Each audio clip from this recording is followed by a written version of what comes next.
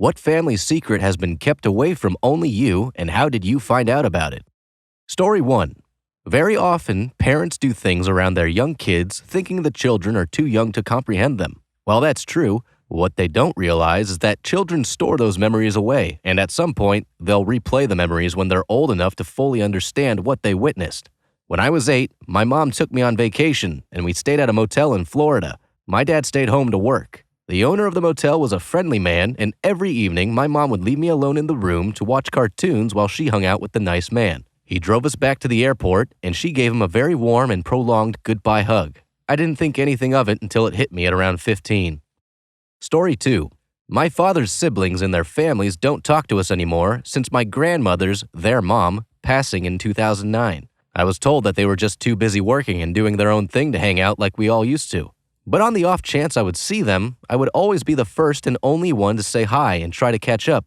About the time I was 18 in 2014, I am currently 22, I was told that the reason they didn't talk to us anymore is that they turned their backs on my grandmother when she was dying and about to lose her house. So my father stepped up and tried to convince his siblings to help save the house and help with the medical bills. They turned their backs on her and my father, so my father ended up buying the house and restoring it. When my grandmother passed, my father's siblings tried to claim their piece of mom's money, even though they didn't do anything for her when she was dying. They refused to associate with my father, mother, sister, and me to this day. Story 3. My cousin is adopted, but for years we were told not to mention it because she didn't know. I was talking about it with my dad one day because I couldn't believe she didn't know. During the conversation, he let it slip that my older sister was conceived using donor sperm. After a moment, he added that I was also conceived using donor sperm. Our 2 younger siblings, however, were not and were completely unexpected. It turns out that my older sister knew, but my mom made both my sister and dad promise not to tell me. I'm not entirely sure why I wasn't supposed to know, but they managed to keep it a secret until I was 22. I'm 23 now. Story 4. My mom and dad split up when I was about 4. From 4 until about 12, I had conversations with them over the phone. Wanted to go visit, but wasn't allowed because I was too young. But my brother had been to visit when he was my age. Turns out that dad was found getting inappropriate with me, which is why I was never allowed to visit. I don't remember it, but it explains a lot of personal quirks. And all of my family knows, but no one would talk about it until I was 12, and I directly asked my mom questions she couldn't avoid. The thing that pisses me off about it most is that they let me spend more time exposed to him without making sure if he was dangerous. Story 5. Apparently, my great aunt, or something like that, ran away with an American soldier back in the day. She was engaged and on a pre-marriage trip with her fiancé, and while in Germany, she met an American soldier and ran away with him. Left her fiancé in Germany to travel back home alone and tell her family that she had eloped. My family cut her off and never spoke to her again. Then, when she was older, she came back home, penniless, with her children staying in the U.S., and wanted to live with her widowed mother who was living on a very small pension. Don't know what happened to her after her mother died. I found out about this last summer at a family gathering. Not sure why they decided to talk about it. Story 6. My grandmother was the illegitimate daughter of a state assemblyman. I thought that was almost kind of cool until I found out that he marked her as dead on her birth certificate and likely never acknowledged her until her mother and sisters were killed, probably in a flu epidemic. Then he took her into his home, where she worked as a maid for him, his cruel wife, and their children, until she met my grandfather at a barn dance and could finally leave the house. She was the sweetest, most generous small-town lady out there. I would never have known she had a difficult life in her youth. She never talked about it, and I don't think even her own children knew the whole story until she was in her 90s, and genealogy became a hobby for someone in the extended family. I sure do miss her. Story 7. When my health started doing poorly, I asked my mom if we had anything going on in the family related to the uterus, and she snapped at me saying, "I don't know anyone that has any major pain because of periods. Maybe it's just you." I was forced to move out not long after, despite not being able to attend work regularly enough and having trouble with money because of it. A year later, I learned from my aunt that she has endometriosis, and one of their sisters had fibromas. She also informed me about an aunt on my dad's side that also had a lot of problems with cysts and endo. The aunt I was talking to is very disliked by my dad because of her health problems. He's always seen her as pathetic and weak. That's why nobody helped me out. I confronted my parents about it. I was told that if I needed help so badly, I could go see my aunts. I was later forbidden to talk about my health in the family home because it would make my dad super angry. I'm still in a blind rage about it. I can't even explain why they didn't tell me, and how the hell could they have been so selfish and gross? Story 8. A friend of my dad's committed in front of him. My mom ended up telling me about it a few years ago, but I never knew the details of it until this Christmas when I finally heard the story from him. This was back in the 60s in Mexico when my dad was about 16 years old, and they had this period of time of a couple of hours between classes.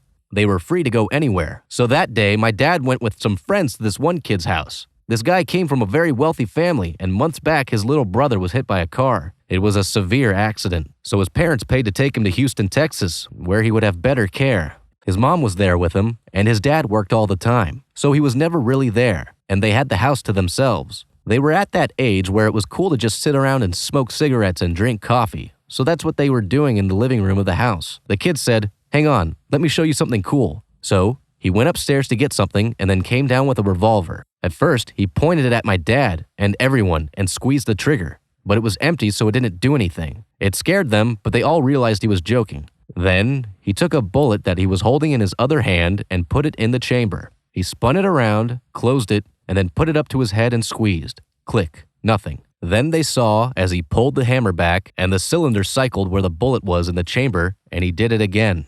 This time it made a bang. My dad described it as one of those popper guns where confetti pops out, so they all thought it was some elaborate joke. His body fell limp behind the couch where they couldn't see him. One of the other kids had a nurse as a mom, so he ran across the street to get her. It was too late at that point, and he was dead. My dad spent the rest of the day being interviewed by the police and was finally let go when it was clear that they had no involvement aside from them being there. He still has no idea why the kid did it. Part of him thinks he did it to show how macho he was. He was a year younger than them, so he always felt a little like he had to prove himself to them. What's also messed up is my dad never got any sort of psychological treatment for the trauma he experienced. It just wasn't typical back then. You were just expected to live past it. I'm amazed my dad turned out to be such a great man having experienced that at such a young age. Story 9. My parents forged my birth certificate and lied to me about my actual birth date until I was a teen. When I was close to kindergarten age, my parents found out that I was born 2 weeks too late to be able to attend kindergarten. I was born on September 15th, and the cutoff was September 1st. To them, this was unacceptable because they thought I was ready, and another year of preschool and entering kindergarten at almost 6 was too late. They photocopied my birth certificate, covered the number 5 from 15 with whiteout, made a copy of the now fake birth certificate, and took it to a family friend who notarized it for a good sum of money. The elementary school had no idea it was a fake, so I got to start school early, and from then on they celebrated my birthday with me on the 1st in order to keep me from spilling the secret as a kid. I didn't find out until turning 15 and applying for my driver's license permit. Obviously, it's a crime to forge documents like this, especially for something like a driver's license. So on our way to the DMV, my mom, rather anticlimactic, hands me my paperwork and real birth certificate and waited for my reaction. It was kind of a shock, and 16 years later, I still say a little happy birthday to myself on my now fake birthday. As far as school goes, no one ever found out, and I ended up being homeschooled in high school anyway and getting my GED, and that's my big fat felony secret. Oh, also I found out by eavesdropping that my mom faked her knee surgery when I was 14 and actually got a boob job, but that was the worst kept secret. She went from tiny to big. Okay, Mom. I did have fun, though, watching her pretend to limp with an ace bandage on her knee, when in actuality, it was her chest hurting.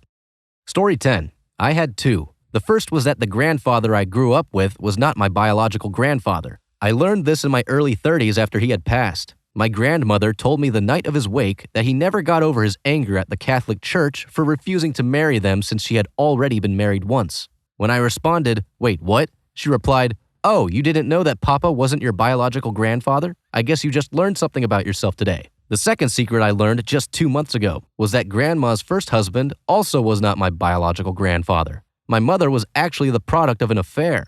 I learned that via an Ancestry.com DNA test. My biological grandfather and uncle coincidentally took the test as well and popped up as closely related. My new uncle then contacted me, thinking he had solved a different family mystery of his own, another story altogether. And I asked about Mom if she knew anything about the family. When my mom asked my grandma, my mom didn't know this either, my grandma spilled the beans. My biological grandfather also didn't know. He's an interesting guy. My biological uncle is very nice, and everyone is now cool with it. My mom is going to talk with her newly found brother next week. Story 11. My mother is an abusive and toxic parent who kept me from my father. I reached out to him, and he's really amazing. The gag order is over, and now my whole family tells me, and they agree, my dad is amazing. The secret kept from me was that my biological father is really, truly an amazing and upstanding guy. My mom always told me horrible things about him. Things like he tried to kill us and her brothers and then wanted to take him into the woods. She also said that he left because he couldn't handle me and would get pissed off at me when I was learning to pull myself up on stuff. She made him out to be a monster for not paying child support and for suddenly breaking contact when he remarried and had more children. Meanwhile, I bawled my eyes out every night for years because I wanted a dad, and not the horrible person she married years later. I constantly asked why my letters to my dad were never answered. She probably never sent them. I grew up with a huge complex about not being wanted, which was made worse by my abusive mother. She made it very clear that she thought I was the biggest mistake of her life, and she still says that to this day. She is the definition of a toxic parent. I always wanted to reach out to my dad, but was too scared. I finally did about 2 years ago. I'm so thrilled I did, too. My mom kept prying, trying to find out what we were talking about because she knew she lost control and was being exposed. I had to ask my maternal grandmother a few things to verify the accuracy, since they were wildly different from what I was told growing up. It was only then that she laid it all out for me. My dad desperately wanted to stay in my life. The man offered to pay my mom's rent so he could live next door. He tried many times over to contact me. He sent me gifts that were never received. My paternal grandmother was key in all of this. For whatever reason, my mother allowed me to stay in contact with her and fly out and visit her. There must have been some sort of agreement about keeping my father at a distance because he was never mentioned. Yet in her will, she passed last year, she wrote that I get X dollars of my father's portion of the inheritance. She didn't write anything for any other grandchildren. The saint that she was made one final attempt to reunite us. So I flew out for my paternal grandmother's funeral and met my dad for the first time that I can remember. His current wife and my aunt told me at every opportunity about how much he felt lost without me and desperately wanted me in his life, and how he said repeatedly that there was a giant hole in his heart without me. They were able to say what we were too emotional to tell each other. My mom should have known that the sudden stop in child support and contact meant that something was going seriously wrong. She should have reached out to learn what was happening. She probably did know, though. He was stuck in a really rough situation when his then wife was really struggling mentally and wanted him to have nothing to do with me. He literally used a secret account and payphones to be able to send what he did. He tried. He went above and beyond. My maternal grandmother knew the situation. All this came to light when I was 27 or 28. Now I know it all. It changes how I view things. Unfortunately, my complex about being unwanted is very deeply rooted, and I still cannot function socially very well. As it turns out, I consider my dad's family to be where I belong. I wish I could erase my mother and keep the rest of her side of the family. I really do feel loved by everyone but my mother now, and it's really amazing. Story 12. A few Christmases ago, I overheard my mom and aunts talking about how the family thinks I'm the problem child / made the worst mistakes. I was like 23 or 24. I'm 27 now. My family has always been, in my eyes, extremely supportive and loving of me, so it was a shock to hear that they all thought I was the worst of all 7 kids / cousins. I don't know if it's because I was extremely depressed and around 19 or 20, or if they just had high hopes for me that I didn't live up to. I'm a relatively skilled artist and pretty smart, but I never finished college because of the whole depression thing, and maybe they thought I'd be some big shot by now or something. I don't know. I am a happy, functioning adult in a 9-year relationship and have a job I actually love. I guess if that's not good enough for them, then it's their problem. It definitely changed how I view my whole family, though. Story 13. Oh boy. 1. Despite being a third-generation civil engineer, my dad's family never had much money. Turns out, my great-grandfather his ex-wife's new lover and went to the state Supreme Court overthrowing out evidence because the victim's clothes had been washed. My grandfather was the only one of the siblings that didn't completely turn his back on him when he got out of prison, and subsequently paid for a house and his livelihood until he died. My dad didn't even know the second part until my grandfather died. 2. My mom had a full several-year marriage, dropped out of school, and moved across the country, ironically to the city I live now, before she met my father. The 2 Great Danes we grew up in early childhood / heard stories and pictures about were theirs as a couple, and my mom kept them when she left. This was somehow kept from my brother and me entirely until I was 16. I had just broken up with my first serious boyfriend and was crying in her bedroom, and she said, "Don't worry, some things just don't work out, like my first marriage." Jesus, Mom, not the time. That said, there were traumatic things about it, so as an adult, I understand more now. 3. My parents had a medically necessary third-term abortion between my brother and me. My parents had to do a lot of fertility treatments to get pregnant, so it was extremely traumatic for them.